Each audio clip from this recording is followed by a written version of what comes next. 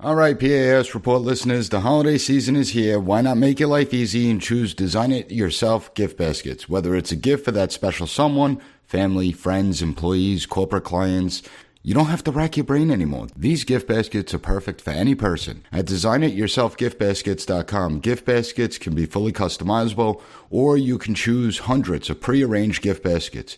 Design It Yourself gift baskets are festive for the holiday season, whether it's Thanksgiving, Christmas, Hanukkah, and you can be sure that these beautifully decorated gift baskets will make anyone feel appreciated. No matter who you're shopping for, go to designityourselfgiftbaskets.com. And best of all, you get to save money. P.A.S. report listeners can get 10% off your order using code PAS at checkout. So go to DIYGB.com, find the perfect gift this holiday season, and use coupon code PAS at checkout to get 10% off today. Welcome to the P.A.S. Report Weekly Roundup Podcast. The P.A.S. Report provides an honest analysis on the critical issues that matter to you without the biased media filters. Here's your host, Professor Nicholas Giordano. What's up, everyone? Welcome to the P.A.S. Report Podcast. This is your host, Nick Giordano. A new week, and as of this recording, I'm still not sure what the heck is going on in Arizona and Nevada. These states are so ridiculous, it's mind-blowing to me. You would think that after what took place in 2020 that they would get their act together, but no, of course not. Instead, it's the same old nonsense. The fact that we are in the year 2022 and votes can't be tabulated on election night is completely ridiculous. We should know who won an election on election night. Even with mail-in ballots and all that nonsense, we should know. I mean, not for nothing, but the same people that say you're not allowed to question the integrity of elections, the same ones who say any questions are a threat to democracy, these are the same people who run elections in Clark County, Nevada, and Maricopa County in Arizona. And when elections are run like this, the longer they take, the more people will question whether the results are rigged. It's not that I'm saying they're rigged, and I don't have any evidence to show that they're rigged. But people are naturally going to be suspicious, especially when the longer it takes, the results only go a certain way that benefits them and not their political opponents. It happens every time. And if you want to restore faith in elections, you would make sure that crap like this doesn't happen. You would make sure that it doesn't take days or weeks to tabulate votes. In any event, I'm bringing in Shawn Farash and Kevin Smith from the Loud Majority to discuss the 2022 midterm election results. They're friends of the show. They've been here many times. I want to talk to them about how the red wave never actually materialized, and instead it was more like a red trickle. Doesn't mean there weren't bright spots for Republicans. There were bright spots, and I'm going to talk about that as well. But we need to focus on how we could do better when it comes to turnout. And I want to preview 2024, especially since we're starting to see the rift that's opening in the Republican Party. Before I jump in, hit the follow button so you never miss an episode. And if you find the content informative, please drop a review in Apple Podcasts. Give it a 5-star rating. And just to let you know, I was on Lisa Booth's podcast, The Truth with Lisa Booth, so check that out. Be sure to visit the PAS Report website, PASreport.com. And with that out of the way, I want to bring in Shawn and Kevin from the Loud Majority. Great to have you guys back on the program. Glad to hear. Looking forward to the conversation. How's it going out there? Good. Thanks for having us. It's real good. Thank you for having us back. Always glad to have you. I wanted to bring you on because I want to get your thoughts on the midterm elections. Some of it's still being sorted out, which is a little crazy when you think about it. We're in 2022 and it takes the same places several days to complete the counting. You have like Nevada saying, yeah, we'll get to it when we get to it. We'll release the results. And Arizona, what do you think's going on? Well, Arizona, I can tell you, this is the same thing we see it all the time, is we can expect chaos and craziness out of Maricopa County. As of right now, looking at it, it looks like Katie Hobbs has about a 26,000 vote lead in Arizona. So they did update the count a little bit today, which means they probably used all their fingers and toes for the day and they're done. No, it's a mess. We're not happy about watching these places take weeks to count votes when Florida can do it in a matter of hours. So it's got to be cleaned up. Absolutely. And you know what? It's not just Arizona and Nevada. We were just talking, it's 2:30 on a Friday. Mm-hmm. We just had an assembly race called here on Long Island for one of the Republican candidates. Ed Flood, who was down on election night. So it's happening everywhere. My amazement is Clark County, Nevada. How Las Vegas can't figure out automation and counting. Basically, if you include buffets, that's all of Las Vegas. I don't understand how they haven't been able to figure this out yet. No, it's a good point. It's completely ridiculous. In the 1980s, when we were using pen and paper, I mean, we were able to count all the votes on election night, have election day be one day, and we were able to know who is going to be in the offices. Today, it's insane that it takes this long, especially when you have people already that question the elections, that have a problem and think that there's mass amount of fraud. This certainly doesn't help voter confidence. But overall, what are your thoughts? What are some of the takeaways that you guys have in regards to what took place in the midterms? Well, I can tell you the midterms, you look at it, it wasn't the red tsunami that everybody thought was coming. And I don't think that those expectations were necessarily unrealistic. I think there were a couple of things that obviously have reared its ugly head. Number one is the fact that Gen Z came out in force.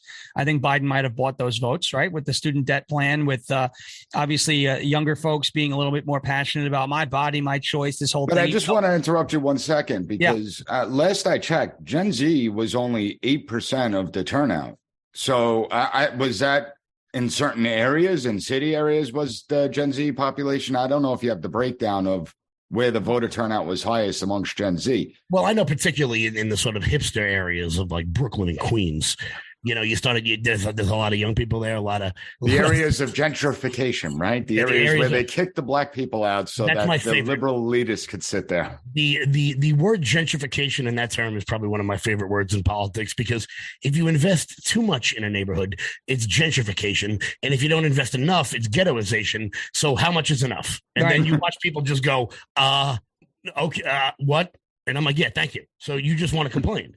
But I think that people didn't really think abortion was going to be as big of an issue as it was. And you saw single women swing heavy for the Democrats, which is probably why they want to continue to destroy the nuclear family and leave single mothers to marry the state, as Dennis Prager likes to say.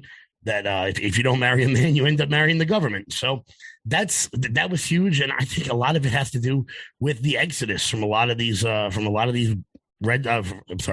blue states. I don't think people particularly in New York, really accounted for how many people left. We know so many people that fled during the COVID mandates, and a lot of people lost their jobs. Well, I can give you the exact numbers. Since 2010, 1.3 million New Yorkers have left. In the last 3 years, it's close to 400,000 have left, which is pretty much the margin that could have helped Zeldin pull him over the top. So that is sad. But you brought up a good point about abortion, because I was one of those people that at first, when the Dobbs decision came down, I stated this is going to limit the Republican wave, that it is going to hurt us. But then as time went on, I saw that the issue was kind of fading, right? The economy was getting worse. Inflation was getting higher. And so I saw the issue fade. So I said, maybe, no, I don't think it's going to have too much of an impact. Boy, was I wrong. I was watching this sit down. It was a panel of 7 women. And 5 out of the 7 said that abortion was their biggest issue. But the crazy part is that the 5 out of the 7 that said that were all like 70 years old, that obviously can't have kids anymore. And I'm just like, this is where we've come in the United States, right? I mean, you have people that are voting on the issue of abortion as their entire economy collapses. Their personal economics is being stretched to the brink right now. They're not safe in their homes, in the streets. And yet to them, abortion was the biggest issue. You think we go too much with emotion now as far as voters go, that we base everything off emotions rather than what's in our self-interest? I think Bongino pointed out something really interesting about this, that we've just gone and started to put party identification over the issues. And people will just vote Democrat because they are a Democrat. So, and likewise on the Republican side too, they'll vote Republican simply because that's what their voter registration says. So maybe that means we do have to stress a little bit more with voter registration. You see, because I don't want to sit there and try and reverse those trends necessarily, because that's a tougher effort than just registering people the right way, right? Taking a registered Democrat and going, oh, okay, well, you're going to vote because of tribalism for Democrats because that's your registration. Cool. Why don't you register as a Republican? Safer streets, lower taxes, less inflation, closed border. I also think that the party as a whole, the Republican Party, has failed once again to evolve. And, it's not something that I hear a lot of people talking about, but there are like now 3 phases of voting, right? You have your mail-ins, which are here to stay. They're not going anywhere over the next couple of years, right? So if they're here to stay, we need to at least put forth some sort of attempt to use it. Then you have your early voting, which we don't do. And a lot of people's excuse is, well, if I early vote, then they'll know how much they need to cheat. And it's like, well, you can't take that mentality into the polls, because now you're basically already admitting defeat. Yes. And you're going to keep people from voting anyway. We have to use all three phases of the game. Picture a football team that only wants to score touchdowns, but you got an all-pro running back in the backfield. Well, you're going to lose. You got to use all the resources that you have. Mm-hmm. Picture a baseball team that wants to, that has the ability to play small ball and score runs, but all they do is swing for the fences. They're not going to win. Yeah. So you've got to hit on all cylinders. And I personally think if mail-in ballots are here to stay, first of all, if we want them to go, we have to use the system better than the Democrats. The minute we can use that system to our advantage, it's gone, which is fine. Come back, let's vote on election day. But until we've narrowed it down from election month to election week to election day, we have to use all three phases of the game. And if we don't, then this is why we are falling behind on election night. This is why people are pulling votes out of anywhere. We always talk about dragging people to the polls. I think right now, because of what we've been given, we should just drag the polls to the people and start to use this system against them. I don't see why we shouldn't do that. That's a great point. And I think you hit on something. I said that the other night, that if it's here, Democrats, they send all these mail-in ballots out to their voters, and then they constantly call them once a week, hey, get your mail-in votes and get your mail-in votes and get your that sooner or later, they're like, all right, shut up, I'll get it in. And yet Republicans don't have that same type of ground game going on, and it does obviously hurt us. Do you also think that the Republican Party focuses a little too much on trying to get out the base? I mean, the reality is that conservative voters are fired up. They're getting out. The base is getting out. Do you think that we didn't focus enough on independents? Because I'm looking at the independent number, and Republicans didn't really, it should have been 70-30, and it wasn't even close to that. It was almost an even split. Do you think we don't focus enough on independents and getting them out to vote on the Republican side? Well, I think it's more than just getting them out to vote. I think it's more about the long game sort of thing. We don't meet independents where they are. We don't go on their shows. I've seen every single Republican candidate on Fox News. Congratulations. You got them. Why don't, start going on shows where you're uncomfortable? And we see every time people do that, there really starts to be a conversation happening, whether it's Ted Cruz going on The View or with you going on Dr. Phil. You think those stay-at-home moms have any idea what's happening in those schools? You know how many mothers you probably enlightened just by going on Fox News, just by going on Dr. Phil, the outrage that happened after Matt Walsh went on Dr. Phil. We have to meet people where they are. The fact is, Republicans and conservatives spend far too much time talking to themselves. If you had gone on my Twitter, on Sean's Twitter, on our Facebook, you'd have thought Lee Zeldin would have won by what, 80 points? Yeah. There's a whole nother swath of the country that we don't even acknowledge. We don't even meet them where they are. And there's a lot of people out there that are hurting. You don't have to go up to your run-of-the-mill Democrat and talk to them about the trans culture war issue. But you could go up to them and go, gas is really high. You can't, but you're a young couple. You want to buy a home and you can't because the interest rate is 8%. These are things that people understand. And I think if we're going to focus on independence, we'd have to do it deeply in the culture. And if we're going to focus on Democrats, we have to do it on economics. Make it make sense. Yes, you have to make it make sense to people. Absolutely. And I think one thing that annoyed me about this election, 2 weeks before the election, the Department of Education released the nation's report card showing a decline that was significant. In 30 years, we haven't seen a decline like this. It was significant, and it was obviously a direct result from the schools being shut down, particularly in urban centers controlled by Democrats, controlled by the teachers union. And then the people in those communities, many of them are Democrats. And I didn't see many Republicans even talk about this in the last 2 weeks of the campaign, even though education was a high issue. They should have been going into the urban centers, screaming from the rooftops, look at what they did to your children. Their academic performance has dropped. It was abysmal before. Now it's even worse than that. More importantly, look at the mental health that was inflicted on your children and how much it's devastated your children with everything that the Democrats and the American Federation of Teachers have done over the last 2 weeks. So, Kevin, your point is absolutely right, that we don't go into communities that make us uncomfortable. We don't speak to people that make us uncomfortable, and we just speak to the choirs. Are we so far in our echo chambers that that's the way it's going to continue? I mean, you look you have McConnell coming out there saying, well, we ran some bad candidates, which is nonsense. I mean, that's complete garbage. Like Fetterman was not a good candidate. I'm sorry. The guy can't put together a coherent sentence. Right. And so he wasn't a good candidate. Are we really going to say that an established doctor, you might not like Dr. Raj, he might not connect the best, but he's an established heart surgeon, certainly is more capable in the United States Senate. But they said, no, I'm not going to choose the capable doctor. Instead, I'm going to choose the person that has trouble speaking, has trouble comprehending. And basically, it's another mental health abuse. Like we see elder abuse with President Biden and what they do to him. And we're seeing it now with John Fetterman. You have Dianne Feinstein in California, who has severe Alzheimer's disease, and yet she's still there signing off on bills that she has no idea what they mean. I mean, is that how far we've come, where we have no standards anymore in the candidates? Well, I also, and you leave out two of the biggest ones. One Democrat in Pennsylvania, one in California was elected who is dead. They're both dead. Yeah. Dead. Yeah, but the question Actually is, dead. Did the voters even know they were dead? And how many dead people voted for the dead candidate? I think people voted for the dead candidate. The guy in Pennsylvania died like 5 weeks ago. Like he long dead. And that's how bad things are. I think a lot of it is because we don't have the people willing to stick their necks out to go on these sorts of shows. I think a lot of people, I haven't seen a Republican on the Today Show or Good Morning America. So Ted Cruz on The View, and that went very well. Because he showed them to be the frauds that they are. When those 5 women are allowed to just sit there and just pander and say all sorts of nonsense about how Jill Biden is a great doctor and should be the Surgeon General when she's actually a PhD in education, not an MD in anything, people just sit there and go, yeah, well, the chick from Ghost said it was true, so it must be true. Well, these are the same idiots that say that John Fetterman may be able to be the next president of the United States. Well, but here's MSNBC said that. And here's what's important to understand. Republicans got lucky in the last election because they went up against Joe Biden. What if they had went up against a political machine like Bill Clinton?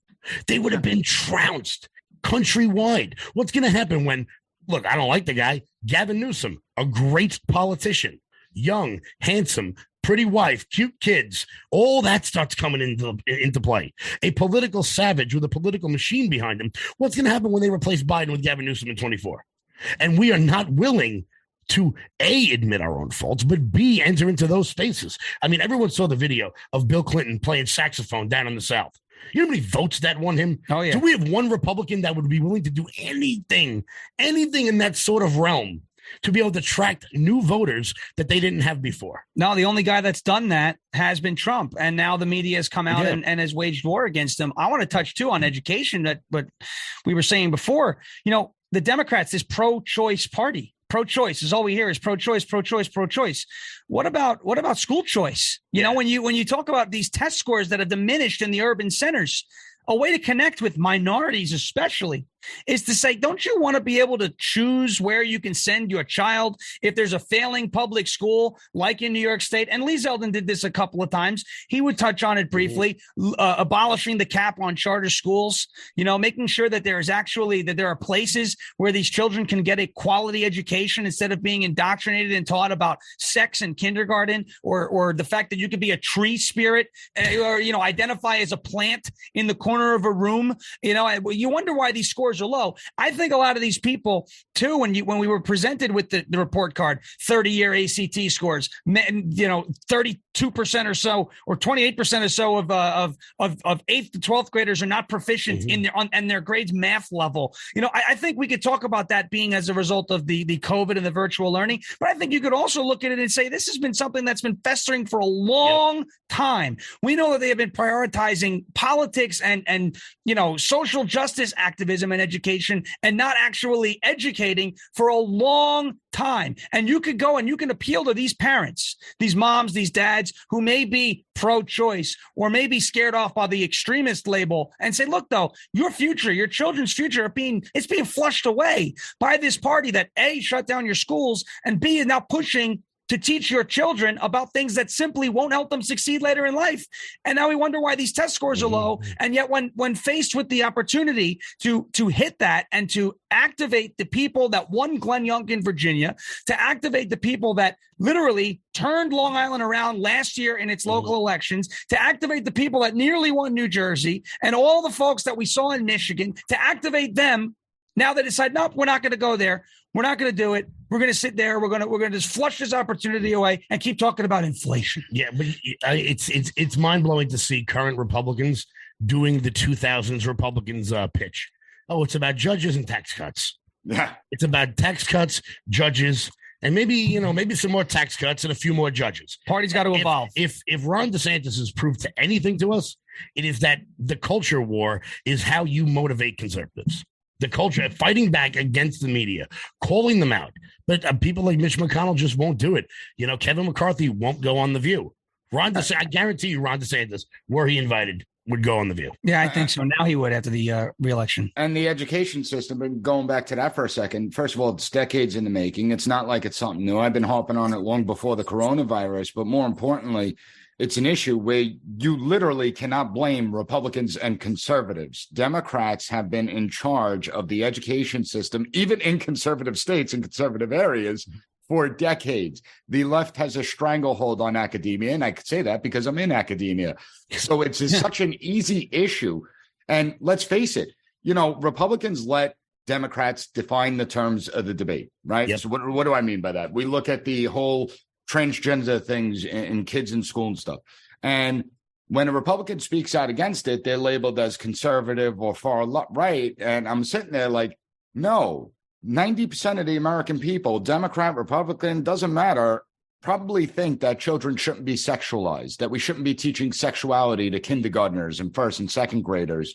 I would say that 90% of people would agree that kids shouldn't be attending drag shows and sitting for drag time story hours. Just talked to Lee Smith a little while ago, and I'm like, if I started a Playboy Bunny time story hour, I mean, I know Kevin would love that, but if I started that for children, the reality is that I'm going to be attacked. It's like the one thing that will get me fired. It's totally inappropriate and shouldn't happen. So why do we pretend like letting kids stick dollars in drag queens' garter belts like that's normal? It's not normal.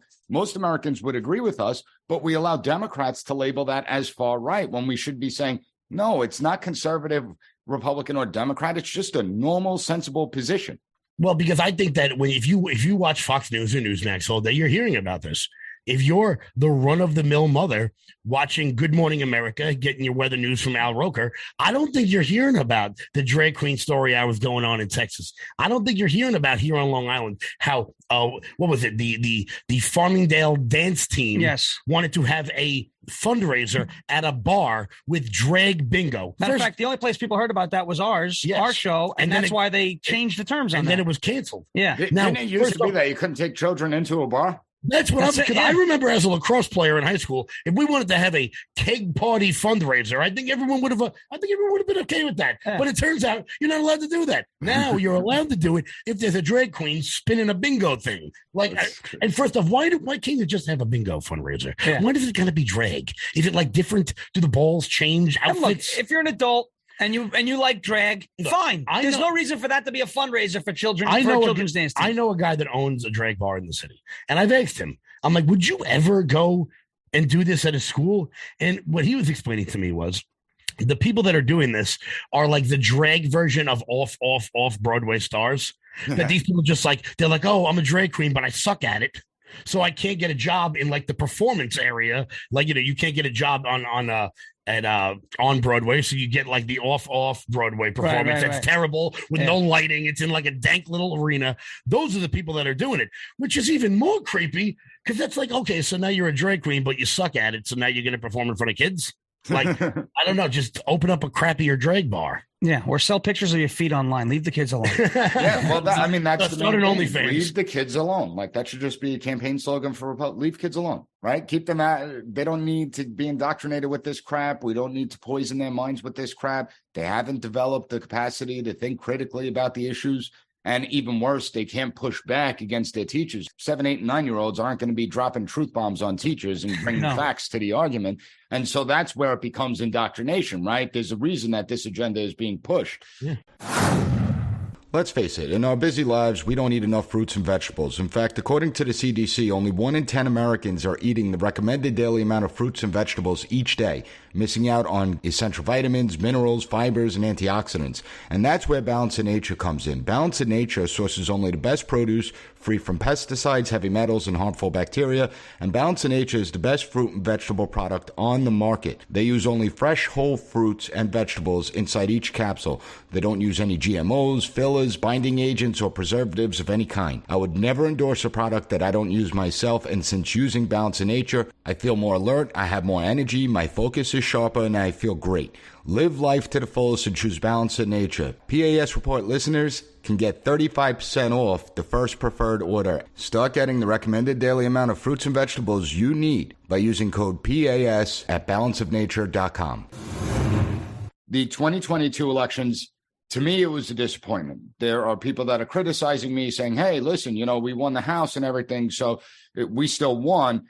And we dominated in Florida. Florida is now solidly a red state. And I said, yes, there are bright spots. But one, expectations matter in politics. And when you don't meet the expectations, the perception is that you failed and that Democrats won.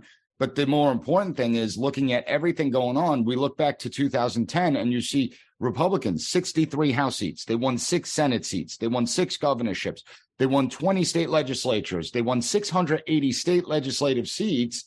And here, we won, we did well in certain areas, but it should have been much more than that. So now 2024, we got to get our act together. Mm-hmm. And unfortunately this week, you could always count on Republicans to screw things up, right? Yeah. We could always count. You look at Democrats, they're all in lockstep with each other. Yeah, they may throw out mild criticism of each other every now and then, but they're all in lockstep pretty much, and they're a unified party. Republicans, they'll stab each other in the back. And right now we're seeing this huge rift that's breaking open in the Republican Party. But worse than that, you have the media and the Democrats exploiting it. Again, they are good at politics. I'm not going to deny that. They're exploiting this rift. What do Republicans need to do to start setting up for 2024?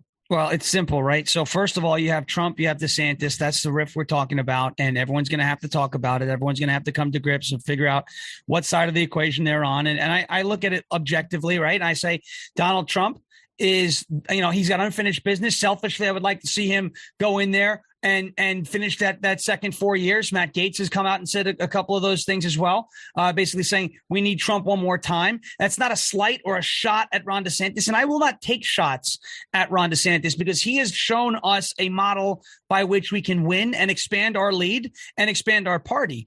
What I'm very unhappy with is a lot of the mainstream, so to speak, Republicans that you'll see all over the place with these very big platforms have turned their back on Donald Trump as if Donald Trump wasn't the reason why their platforms got big in the first place.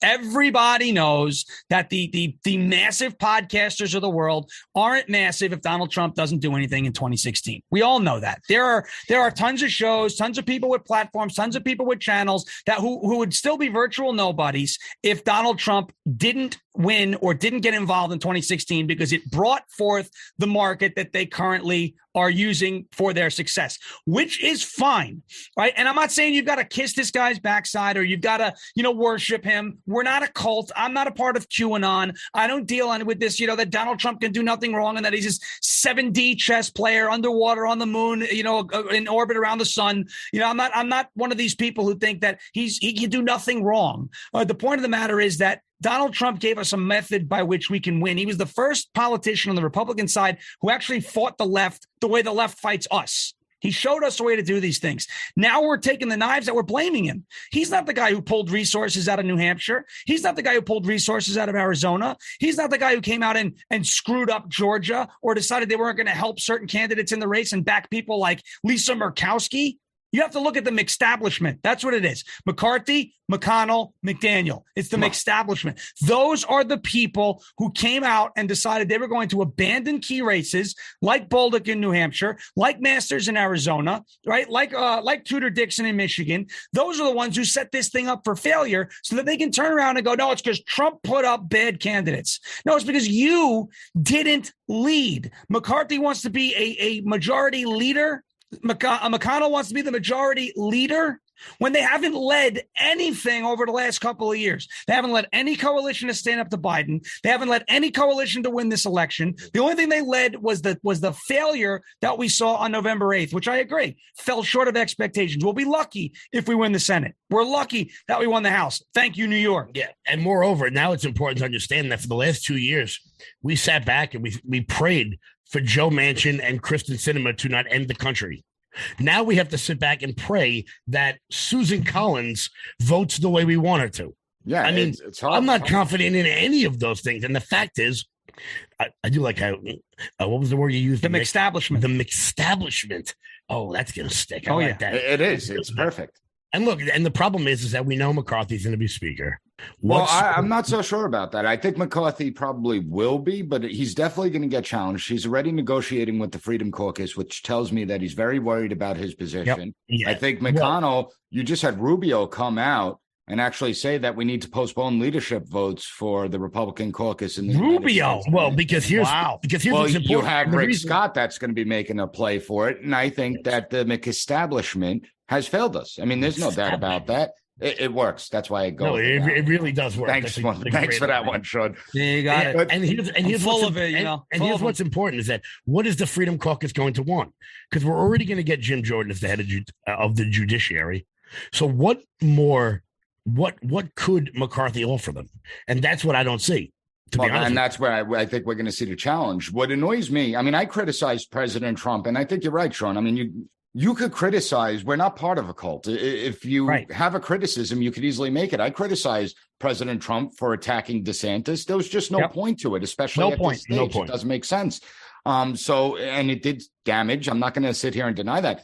What does upset me, though, is the reaction by people, by the supporters of President Trump and the supporters of DeSantis. Like you said, I'm not going to get involved. I'm not going to play that game. I'm not going to, attack either one of them. And that's the way it should be. But you now have DeSantis supporters against Trump supporters and hurling invectives. And I know that the world doesn't exist on Twitter, but you look at some of the comments of Trump supporters, the DeSantis supporters, and vice versa. And I'm like, what the hell is wrong with you people? This is why we lose. Mm-hmm. Yeah, it's why we lose. And I also, look, when you said you criticized Trump, right? I've criticized Trump and his messaging over the last 12 months because I think when crime is out of control, when inflation is out of control, when education is out of control, when the border is out of control, I think one of the things that we don't need to keep talking about are stolen elections. I'm not saying election integrity isn't important, but by saying the system is flawed to the point where it's manipulated against you, you're going to keep people home. 100%. And you're going to lose credibility when you win. Carrie Lake did this in the primary. I love her to death. She did this in the primary. She was down to Tudor Dixon. It's stolen. It's rigged. She won. So what happened to those comments? You're going to lose credibility, and then I wonder why people are going to call you crazy. It's stolen. It's rigged. It's rigged. It's stolen. Well, how come you keep winning then? Yeah. How come there were 6 million more Republican votes than Democrat votes in the midterms as a whole? And it's also important to understand that we talk about how the Democrats don't have a bench. So after Biden, after Harris, we don't really see anybody coming up other than Gavin Newsom. Boot, edge. No, but it's important for people who are Trumpsters to understand, who are diehard Trump in the wall. He can do no wrong. QAnon, true and a non-Shabbat pressure. QAnon, Shabbat pressure. QAnon, Shabbat pressure. QAnon, Shabbat pressure. It's important for those people to understand that whether you like it or not, 28, it's DeSantis' game. It is. Because Trump has an expiration date, whether it's electorally or, I hate to say it, he's old. He's 72. He's not a spry young man anymore. A lot older than 72, isn't he? He's only like 2 years younger than Biden. He's like 79. He's close to 76 years old, I believe. And I think by 2028, he's going to be 80.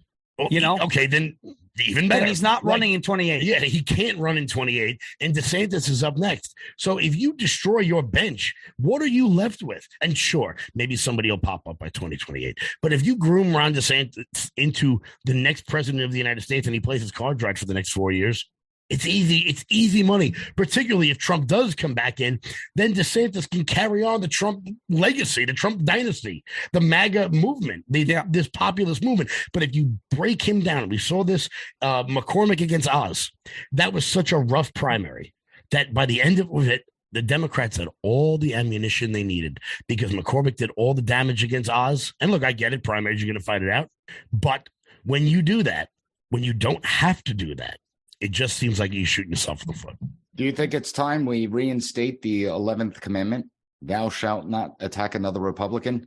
Ronald Reagan. Look, it's the party. It's the way this game is played. I don't think he needs to be attacking DeSantis now. 76. Okay. Let him get on the primary stage. Let him do it. Look, Donald Trump, I think you said it the other day, there's no bottom when it comes to Donald Trump. He's been like this his entire career. There are people who are going, well, you know, he needs to keep his mouth shut. And I'm like, well, if you expect Donald Trump to keep his mouth shut, you expect to stay dry in the rain. Yeah. I mean, it was like the people, when is he going to start acting presidential? I'm like, well, first of all, what is acting presidential? I mean, Bill Clinton and JFK. And I mean, that's not how he won in 2016. And that's not how he's going to, that's not the way he knows. Look, he's a 76-year-old man. He's definitely set in his ways. He's stubborn. He's definitely not changing. You know? And so when you get on the debate stage in the primary and DeSantis is standing there and he's calling him Ron DeSanctimonious, I mean, look, he's come out and said, that's your first nickname.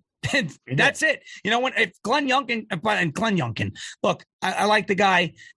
Good job in Virginia. He's not presidential material. No. If there's any guy who's the next guy up, it's DeSantis.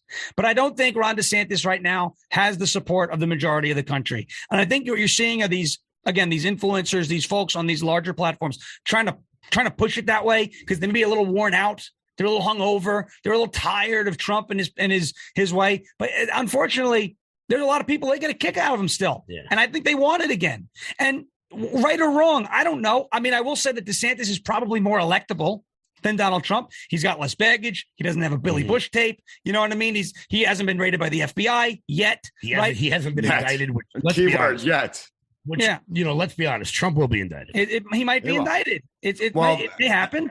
And that concerns me because you already see that they want to pour fuel on the fire between this feud that they're blowing up. And then I think after everyone announces, right? So it's going to be Trump, DeSantis. You can have Pence announce. You can have Pompeo announce. You can have Tim Scott announce. You can have a few others announce. That's when they'll decide, all right, let's move against Trump to indict him to make it even more chaotic in the Republican primary and create more division. And it does become a problem. Like we do have to ask the question, like, at that point, will President Trump be able to win over new voters? And when you have a systematic effort by the Department of Justice to target people for political purposes, because let's make no mistake about it, it's all about politics. It's not about secret documents. That's a bunch of nonsense. It's all about politics, and the DOJ has been weaponized. How do you begin to overcome that? And also, here's the question I have. Let's say it's Trump DeSantis in a primary. DeSantis wins. Does Trump spend the time between the primary and the general screaming about how the primary was rigged? And then DeSantis definitely loses? Yeah, I mean, they don't know. You know what I mean? I don't know how that goes. I will say this, though, that if the DOJ does what you're saying and focuses all that energy on Trump, then that is a bet that they're going to lose on because they can beat Trump. They cannot beat Ron DeSantis. They can't beat DeSantis. They can't. I think the Ron DeSanctimonious thing, I think that was just it was dumb. It was dumb. That was like I think it was an animal marketer's territory. Yeah. Like letting Ron know, look, you may have won by 20 points. I am still the alpha in this group. Right. And look, it happened once, it happened twice. Let's hope that this is not a regular thing. I think it will because that's just Trump, man. And I think it will. I'm hoping. I'm sitting here and I'm hoping. You can hope. I'm hoping that he. Yeah. I saw an entire press release that was like 2 or 3 pages long, where I'm like, why did this have to come out? Like, couldn't this just have gone in the shredder before it went out? You know, and it frustrates me because we have such a good opportunity here to transition from Trump to the next generation of young conservatives who get the world, whether it's Ron DeSantis or it's Byron Donald or one of these young guys coming up, and every one of them is going to be afraid to put themselves front and center nationally in any way because they're worried about getting their head chopped off by the king. Well, and listen, 2024 actually looks good for Republicans, right? I mean, it looks like it could shape up. First of all, you already had President Biden said he's not reversing course. You already had Empress Hochul talking about how she's not going to be doing anything with bail reform. She immediately announced it, that she's not reversing course. So they're going to continue with their same policies, which means things are going to continue to get worse. You would hope people would realize that as things get worse, maybe they need to vote for a change. But more importantly, a lot of people aren't talking about it. The Senate, Matt, you have how many Democrats in red states that are up for re-election in the United States Senate that are going to lose? I think it's 8 flips available in 24. I think it might be more than that. But I think there's either 6 or 8 Senate seats that could be flipped in 2024. Yep. Right. So add to your lead in the House, add to your lead if we have a lead, or just blow up the Senate. Look, there are Republicans who are nervous. What's going to happen if it's played the right way? And even if Trump goes full Trump on it, look, the fact that he's got a limited social media presence right now might actually work in our favor. For how much longer? Well, he's not going on Twitter. He says he's not coming back. He's not going on Twitter. But I think if Elon Musk reinstated it, I don't think, maybe he wouldn't as much, but I think that he wouldn't be able to stop us from just going, I'm back. I mean, look, let's face it. Twitter was his biggest platform. He had a lot of fun on there. So what? I mean, if you're Donald Trump and your energy comes from crowd size, and you've got 2 million on Truth Social, or you've got 30 million on Twitter, with a guy is not going to ban you. Yeah. Because if he reinstates you, well, you just got to see. You got to see if President Trump sells his shares in Truth Social. When he sells his shares, that's when you know he's going back to Twitter. That'll be the clearest indication. I think 24, though, if you look at it this way, look at the silver lining. It's either Trump or DeSantis, right? It's not going to be Pompeo. It's not going to be Tim Scott. It's not going to be Glenn Youngkin. It's certainly not going to be Mike Pence. What about Liz Cheney? She's the only one I think might be a threat. But the silver lining is that whether it's Trump or whether it's DeSantis, that's great for us. Great for us. I'm energized to vote for either one of those two guys. And anybody who's out there going, no, guys, this is all planned. No. This is all planned. This is just this is a coordinated attack coming out of right field. Hillary Clinton is in Guantanamo Bay. You guys, if you're listening to this and that's what you believe, well, I'm sure on December 25th, a giant fat man is going to come down the chimney you don't have. Yeah.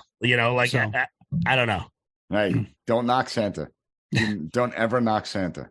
Well, I was saying. I don't think he was talking about Santa. He might have been talking about Stacey Abrams. That's harsh. No, that's harsh. Well, so is her cholesterol. Yes, that's very high. We know, and I'm allowed to say that because I know you guys can't see me, but I'm a member of Mark Levin's charity, Fatties United. Yes. So, I'm a member of that oppressed community, so I can make fun of other fat people. Well, and we also need to tell the audience about your new show, right? So explain to the audience where they can find you, see your new show going on.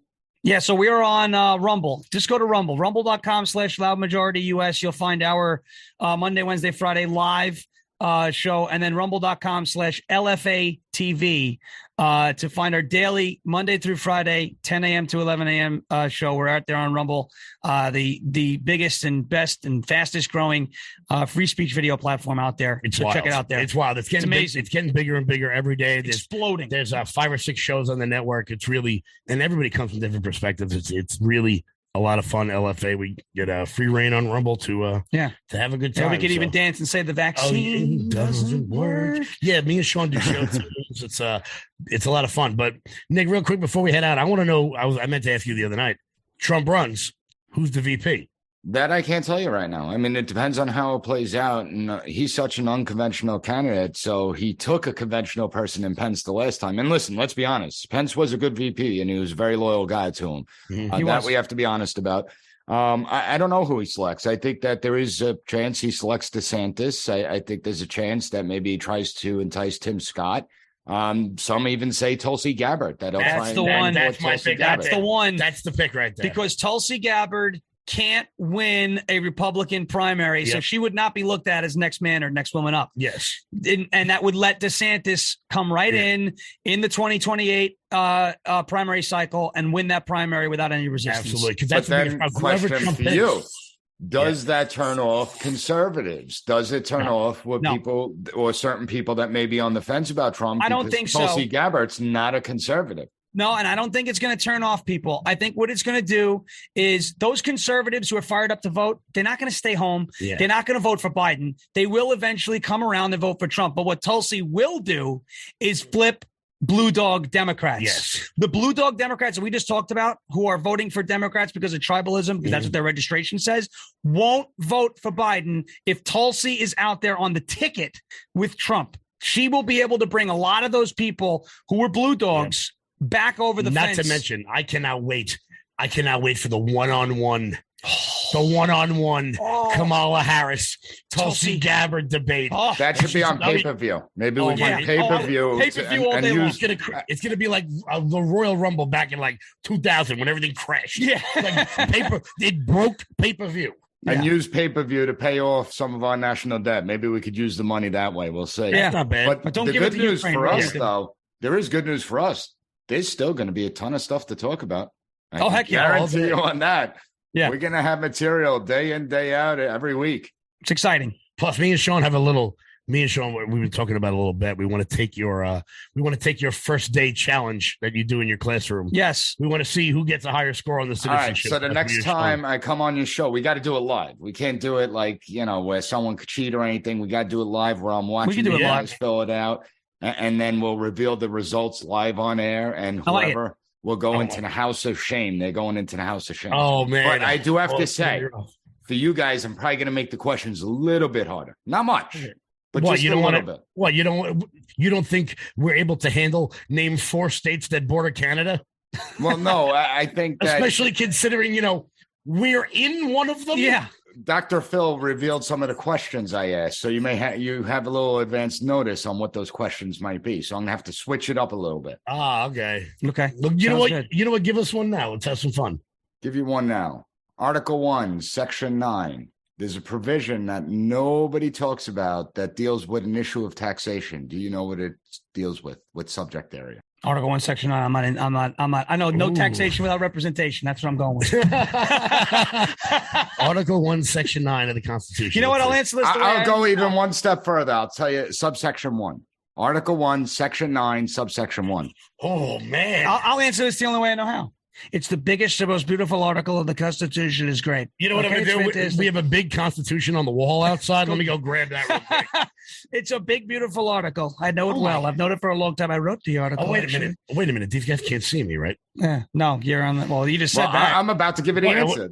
He's giving the answer. Nick, why don't you bring up slavery, the migration or importation of such persons as any of the states now existing shall think proper to admit shall not be prohibited by the Congress prior to the year 1808. So basically, what it's saying is that slavery and the slave trade could be outlawed in 1808 in the United States. Most people have no idea. And the reason I bring it up... There's no way that's on the citizenship test. No, I don't put it on the citizenship test. I'm asking you guys because I wanted to give you a hard one. But the reason I bring that up is because, we have this illogical 1619 project that they think everything was built on racism. If we thought that slavery... there was no problem with it, why would we say that slavery should be outlawed and could be outlawed starting in 1808? 100%. That's why people need to know the history. Here's one for you. There's 5 parts of the First Amendment. What are they? Speech, religion, assembly, and redress. Everybody forgets the petition. Come on now. No. Come on. Oh, my God, no. No. He left one out. It's petition to regress. That's one. Freedom of the press. Didn't I say press? I'm going that I put the press in there. I'm just going to sit there and lie about it. But just edit it. That's what I'm going to do. Yeah, don't worry. We'll fix that in post. All you got to do is just go press. Yeah, exactly. Drop it right in. We'll fix that. I'll do the edit for you. I'm really good. You won't even see the cut. No, look, I've got like 4 or 5 like constitutional questions that I get everybody with because people just don't know them, and like I keep them in my head. My favorite constitutional question is: who was the first man on the moon? Yep. Nick, who's the first man on the moon? That is a good one. I have no idea. Neil Armstrong's cameraman. See? Yes. See, Nick, who sunk the questions. Hold on. Who sunk the Titanic? No. Oh, come on. It was J.P. It Morgan. was J.P. Morgan. Everybody knows that. For those QAnon Shabbat freshers out there. For the QAnon Shabbat pressures out there. Where was the moon landing filmed? Stanley Kubrick's house. Did you say Burger King? Berkeley. Oh. Burger King would have been better. Or Burbank. Yeah. I like Burger King better. Yeah, that's not bad. But yeah, we'll definitely do that constitutional test. Oh, that'll be so much fun. Let's do it.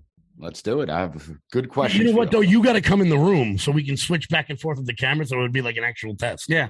Yeah, and then I sit there and grade it and whatnot. That'll be fair. I'll be so. Make it happen. Once we hand it in. We just got to turn the Xbox off. Our internet's been weird today. Yeah, but once we hand it into you, I'm going to be sweating because whichever one of us loses this, the other one, I have a feeling, will remind them of that as constantly as humanly possible. Yes.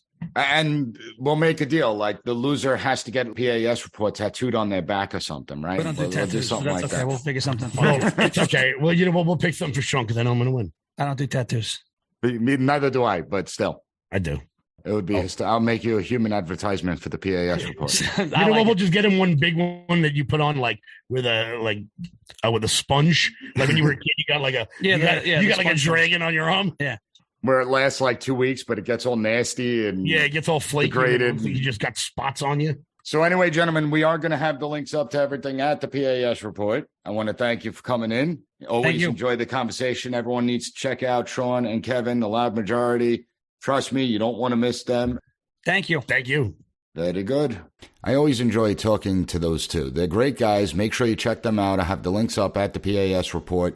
As of now, I'm working on an interesting episode for Wednesday. You're not going to want to miss it. Make sure you tune in. And as always, please share this episode with your family, friends on social media. If you find the podcast informative, give the PAS report a 5-star rating and write a review on Apple Podcasts. I want to thank you for joining me, and I'll be back on Wednesday with another great episode of the PAS Report podcast. Thank you for listening to the P.A.S. Report Weekly Roundup Podcast. Have a good one.